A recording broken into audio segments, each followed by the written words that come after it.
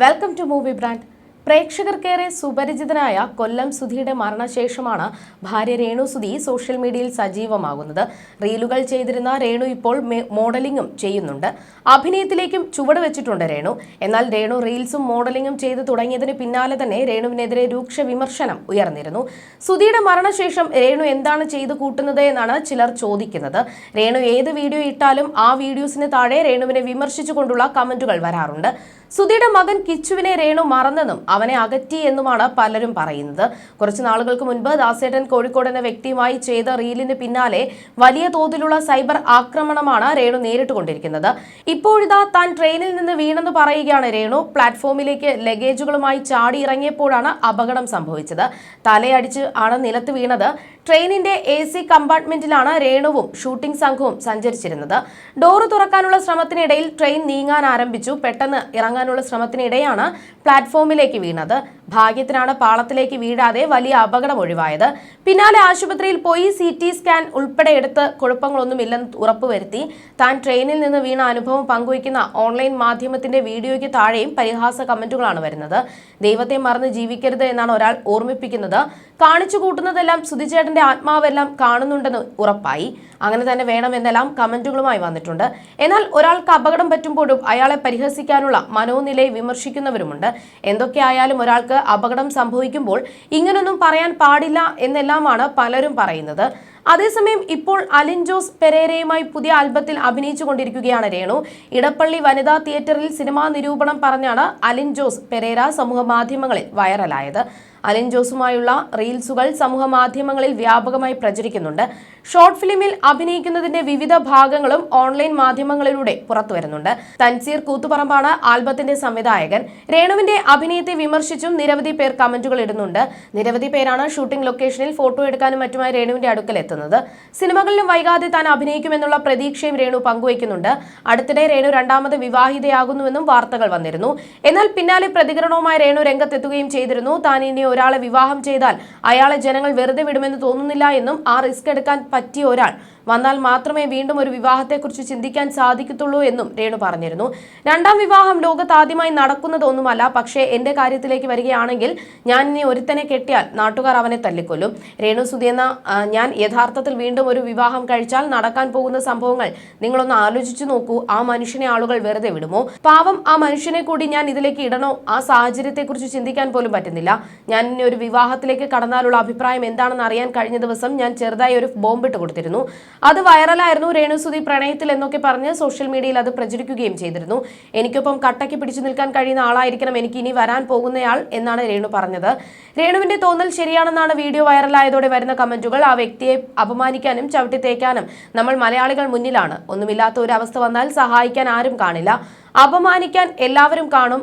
ആര് ചവിട്ടി താഴ്ത്തിയാലും അവിടെ നിന്നും പൂർവാധികം ശക്തിയോടെ എഴുന്നേറ്റ് രേണു മുന്നോട്ട് പോകണമെന്നായിരുന്നു ഒരാൾ കുറിച്ചത്. ഇനിയൊരു വിവാഹം കഴിക്കില്ലെന്ന തീരുമാനത്തിൽ തന്നെയാണ് ഞാൻ. അത് ഇതുവരെയും മാറ്റിയിട്ടില്ലല്ലോ. മറ്റൊരു വിവാഹം കഴിച്ചാൽ കൊല്ലം സുധി എന്ന പേര് എന്നേക്കുമായി പോകും. അദ്ദേഹം എന്നും എന്റെ മനസ്സിലുണ്ട്. അത് പോകാൻ എനിക്ക് താല്പര്യമില്ല. സുധിച്ചേട്ടന്റെ വൈഫ് അതാണ് ഞാൻ. എന്നെ നിന്ന് ഒരുപാട് ദൂരെയാകും സുധിച്ചേട്ടന്റെ പേര്. അദ്ദേഹം ഇപ്പോഴില്ല. പേരും ഓർമ്മകളും മാത്രമാണുള്ളത്. അത് കളയാൻ എനിക്ക് താല്പര്യമില്ല. അതുകൊണ്ട് ഞാൻ കല്യാണം കഴിക്കുന്നില്ല എന്നും രേണു പറയുന്നു. ഇനിയൊരു വിവാഹം തനിക്ക് ഉണ്ടാവില്ലെന്ന് തീരുമാനം മാറിയിട്ടില്ല എന്നും രേണു കൂട്ടിച്ചേർത്തു. ഇനിയൊരു വിവാഹം കഴിക്കില്ലെന്ന തീരുമാനത്തിൽ തന്നെയാണ് ഞാൻ.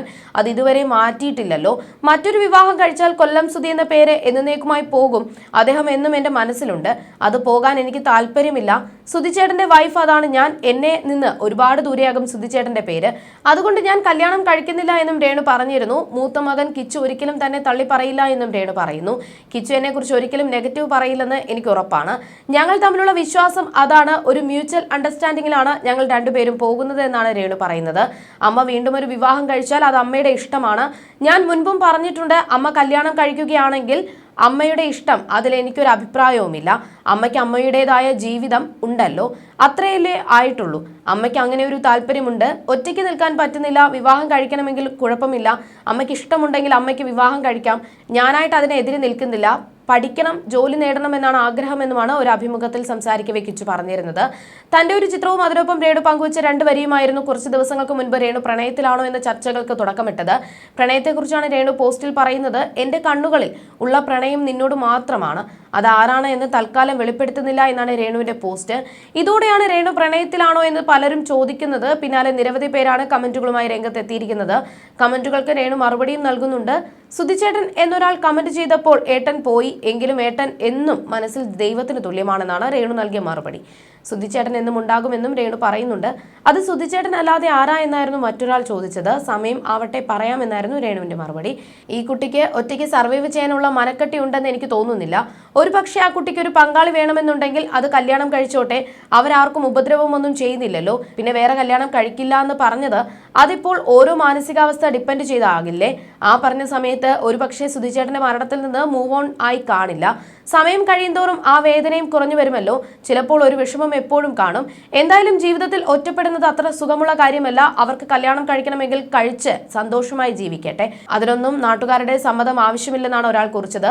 അവിവാഹിതയായിരുന്നിട്ടും ഒരു കുട്ടിയുള്ള ഒറ്റയ്ക്ക് ജീവിക്കുന്ന സുധിയുടെ ജീവിതത്തിൽ എല്ലാം അറിഞ്ഞു കയറിച്ചെന്ന് മരിക്കുന്ന കാലത്തോളം സുധിക്ക് വേണ്ടി ജീവിച്ച സ്ത്രീയാണ് രേണു. രേണു ഇന്ന് അതുപോലെ തന്നെ ഒറ്റപ്പെട്ടു പോയി. അവർക്കും ജീവിതമാകാം. സുധിയെ അവർ സ്വീകരിച്ച പോലെ അവരെ സ്വീകരിക്കാൻ ഒരാൾ വന്നാൽ അത് രേണുവിനോട് കാലം കാണിക്കുന്ന നീതിയാകും. മരിച്ചു കഴിഞ്ഞാൽ ഒരാൾക്ക് വേണ്ടി ജീവിക്കേണ്ടത് ജീവിക്കുന്ന കാലത്താണ്. അത് രേണു ചെയ്തിട്ടുണ്ട്. ഇനി രേണുവിന് സന്തോഷകരമായ ഒരു ജീവിതമാണ് വേണ്ടത്. അത് കിട്ടട്ടെ, അവരും ജീവിക്കട്ടെ എന്നായിരുന്നു മറ്റൊരാൾ കുറിച്ചത്. ആദ്യ ഭാര്യ മകനെ കയ്യിൽ തന്നുപോയപ്പോൾ ദൈവമായി കൊണ്ടുതന്ന സമ്മാനമാണ് 2ാം ഭാര്യ രേണു. അവരുടെ മൂത്ത മകനായിട്ടാണ് രാഹുലിനെ കാണുന്നത്. അല്ലാതെ വേറൊരാളുടെ മകനാണ് അവനെന്ന് പറയുന്നത് അവർക്ക് തീരെ ഇഷ്ടമുള്ള കാര്യമല്ല. കിച്ചുവിനെ സ്വന്തം മകനായിട്ടാണ് കാണുന്നത്. അവൻ രേണുവിനെ അമ്മയെന്നാണ് വിളിച്ചതെന്നും തങ്ങളിപ്പോൾ അത്രയും സന്തോഷമുള്ള കുടുംബമായിട്ടാണ് മുന്നോട്ട് പോകുന്നത് എന്നുമാണ് സുധി പല പരിപാടികളിലും സംസാരിക്കവേ പറഞ്ഞിരുന്നത്. സുധിയുടെ ആദ്യ വിവാഹത്തിലുള്ള മകനാണ് കിച്ചു എന്ന പേരിൽ അറിയപ്പെടുന്ന രാഹുൽ ദാസ്. നടന്റെ മരണശേഷം രാഹുൽ സുധിയുടെ കൊല്ലത്തെ കുടുംബ വീട്ടിൽ നിന്നാണ് പഠിക്കുന്നത്. 24 ന്യൂസ് ചാനലിന്റെ ഉടമസ്ഥരാണ് രാഹുലിന്റെ വിദ്യാഭ്യാസ ചെലവ് വഹിക്കുന്നത്. സുധിയുടെ മരണശേഷം രേണുവിനും മക്കൾക്കുമായി സന്നദ്ധ സംഘടനകൾ ചേർന്ന് കോട്ടയത്ത് പുതിയൊരു വീട് നിർമ്മിച്ചു നൽകിയിരുന്നു. രേണുവും ഇളയ മകൻ ഋതുലും ഈ വീട്ടിലാണ് താമസം.